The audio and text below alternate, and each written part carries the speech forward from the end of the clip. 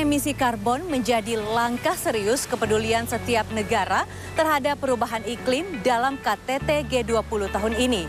Upaya negara-negara anggota G20 sangat diperlukan dalam memerangi perubahan iklim.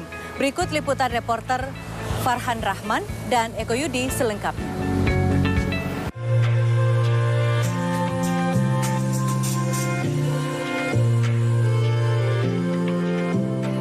Indonesia dalam presidensi G20 tahun ini menunjukkan kepemimpinan dan komitmen tinggi dalam berbagai isu strategis.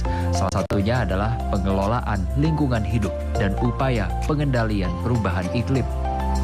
Dalam studi proyek karbon global, pembatasan aktivitas selama pandemi COVID-19 yang dilakukan oleh negara-negara di dunia telah memberikan dampak positif yang tidak terduga dengan menurunkan emisi karbon sebesar 7% yang merupakan penurunan terbesar dalam sejarah. Hal tersebut memancing berbagai negara di dunia untuk menaruh perhatian lebih kepada fenomena ini. Melalui konferensi tingkat tinggi KTT G20 yang akan diselenggarakan di Bali pada 15 hingga 16 November 2022, pembahasan emisi karbon menjadi langkah serius kepedulian setiap negara terhadap perubahan iklim. Menteri Lingkungan Hidup dan Kehutanan Siti Nurbaya mengatakan negara-negara G20 menguasai sekitar 80% perekonomian dunia, namun juga menghasilkan sekitar 80% emisi gas rumah kaca global. Negara maju ini membawa emisi karbon ke dunia dengan berbagai inovasi teknologi hingga mengakibatkan suhu global naik. Hal ini merupakan kekuatan untuk menjawab dan mengatasi tantangan tersebut.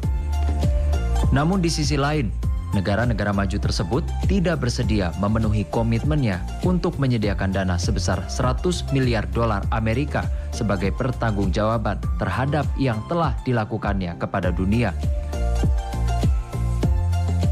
Ya, jadi karena negara-negara maju atau negara industri tadi ya tidak bersedia menurunkan emisi karbonnya karena memang mereka hidupnya dari situ ya, industri gitu.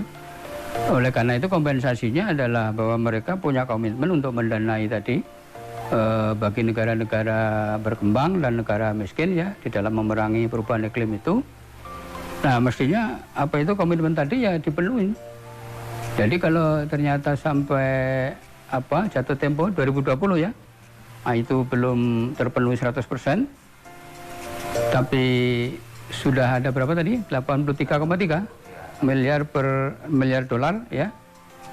Mestinya sisanya ya harus dipenuhi ya. Gitu. Nah, supaya keberlanjutan iklim ini memang bisa kita capai ya gitu. Ya. Karena bagaimanapun keberlanjutan iklim ini kan bagian daripada pembangunan berkelanjutan gitu ya. Oke ya. Gitu. Nah, pembangunan itu harus berkelanjutan itu karena apa? Karena menurut teori kesamaan hak antar generasi yang akan datang, anak cucu kita itu ya punya hak yang sama atas kesejahteraan, minimal sama seperti yang dinikmati generasi sekarang, bapak ibunya ya kan. Nah, untuk itu kita harus meninggalkan lingkungan yang baik termasuk iklim tadi kepada mereka, kan begitu ya. Indonesia sebagai ketua presidensi G20 harus mampu mendorong negara maju seperti Tiongkok, Amerika Serikat maupun Eropa untuk segera menyediakan dana tersebut. Negara maju G20 setidaknya menyisihkan keuntungan dari industrinya yang menghasilkan emisi gas rumah kaca untuk mendanai negara-negara tertinggal. Selain itu, kerjasama dan sinergi merupakan kunci utama dalam mengatasi isu perubahan iklim, terlebih dengan mengolaborasikan masing-masing potensi yang dimiliki oleh negara-negara maju. Ya, artinya itu kan komitmen ya. Jadi ya mestinya ya nggak bisa dipenuhin kan begitu. Ya supaya tadi itu tujuan awal dari semua negara itu tentang keberlanjutan iklim ini bisa kita capai. Nah, cuman kita tidak tahu masalahnya kenapa itu belum terpenuhi gitu kan ya. Ya mestinya mereka ya paling tidak menyisihkan lah ya keuntungan dari industrinya itu untuk itu memang. Ya Ya pertama termasuk tadi menggunakan bantuan dana tadi betul-betul sesuai dengan tujuannya, dengan penggunaannya, itu yang pertama. Lalu yang kedua ya harus bisa memberi contoh, ya harus memberi contoh karena di Indonesia sendiri kan banyak kawasan hutan yang bukan masih gundul tapi tergundulkan akibat TPTI tadi yang kita cerita itu ya kan, yang dulu tidak bisa terlaksana. Nah oleh karena itu ya ke depan juga kita pertanyakan itu apakah komitmen seperti itu bisa dilaksanakan. Jangan-jangan hanya sekedar konsep lagi juga begitu ya. Begitu saya kira ya. Jadi harus bisa memberi contoh pada negara yang lain ya gitu.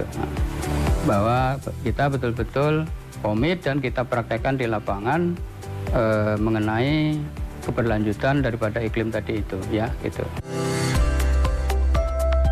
Ahli lingkungan Universitas Mula Warman, Profesor Harihanto mengatakan, dalam pembangunan Ibu Kota Nusantara IKN, pemerintah Indonesia berkomitmen untuk mempertahankan tutupan hutan melalui konsep Forest City atau kota hutan. Konsep Forest City diharapkan mampu menurunkan emisi karbon dan dapat membantu keberlanjutan iklim ke depannya. Ya paling tidak pertama komitmen-komitmen yang sudah dibangun itu bisa diwujudkan. Termasuk tadi yang dananya yang masih kurang tadi ya dari negara-negara maju. Nah, tentu ke depan harus lebih maju lagi lah ya. Artinya kan mungkin tidak cukup dengan itu ya. Tidak cukup dengan itu. Jadi ke depan harus ada lanjutannya itu ya. Nah, saya kira seperti itu. Nah, termasuk misalnya saya dengar ada konsep Forest City ya untuk IKN kita yang akan dipindah ke Kalimantan itu kan ya. Nah, mudah-mudahan itu bisa diwujudkan betul. Kalau itu bisa diwujudkan ya itu sedikit atau banyak punya sumbangan lah ya kepada keberlanjutan iklim tadi itu. Pembahasan lingkungan dan keberlanjutan iklim dalam KTT G20 ini diharapkan dapat menghasilkan komitmen untuk terus meningkatkan upaya-upaya implementasi pengelolaan lingkungan hidup dan pengendalian perubahan iklim oleh negara anggota G20 yang akan memberikan kontribusi kepada pencapaian tujuan dan target lingkungan global.